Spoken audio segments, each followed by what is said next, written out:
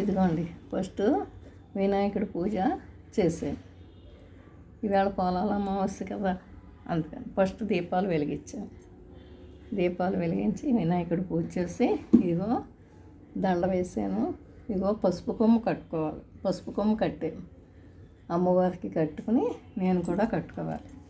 ఈ పూజ ఎందుకంటే పిల్లలు కడుపున పుట్టిన పిల్లలు చల్లగా ఉండాలి. కడుపు చలవ కోసమే, ఓన్లీ పిల్లల కోసమే ఈ పూజ.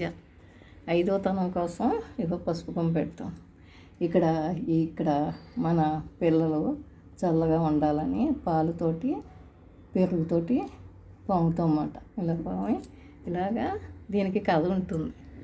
ఇదిగో ఇదిగో బూర్లు వండాము. 9 బూర్లు 9 గారెలు నైవేద్యం పెట్టాను. ఇదిగో చీరా జాకెట్టు పసుపు కుంకుమ పెట్టాను. ఇదిగో ఆవు పాలు పెట్టాను. ఇదిగో పంచామృతాలు చేసుకున్నాను. ఆవు పాలు ఫస్ట్ వినాయకుడికి పూజ చేశాక ఇదిగో ఇదంతా పూజ చేసుకున్నాం. 5వ తనం కడుపు చలవ కోసం చల్లగా కాపాడి రక్షిస్తాం. పిల్లలు పుట్టని వాళ్ళు కూడా మగపిల్లలు కావాలనుకుంటే బూర్లు వండుకుంటాము. ఆడపిల్లలు కావాలనుకుంటే గారెలు వండుకుని నైవేద్యం పెట్టుకుంటే పిల్లలు పుడతారు.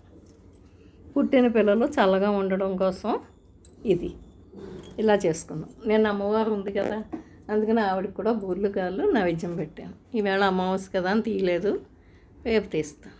ఇదిగో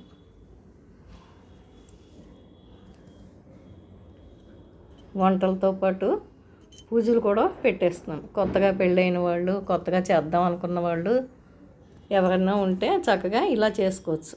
పిల్ల పాపలతోటి 5వ తనంతో కడుపు చలవతోటి చక్కగా ఉంటారు అందరూ.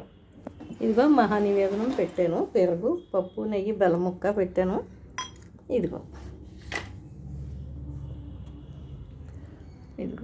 ఇంకా కొంతమంది అయితే 9 బూర్లు ఇగో ఈ అమ్మవారికి దండగుచ్చి వేస్తారన్నమాట.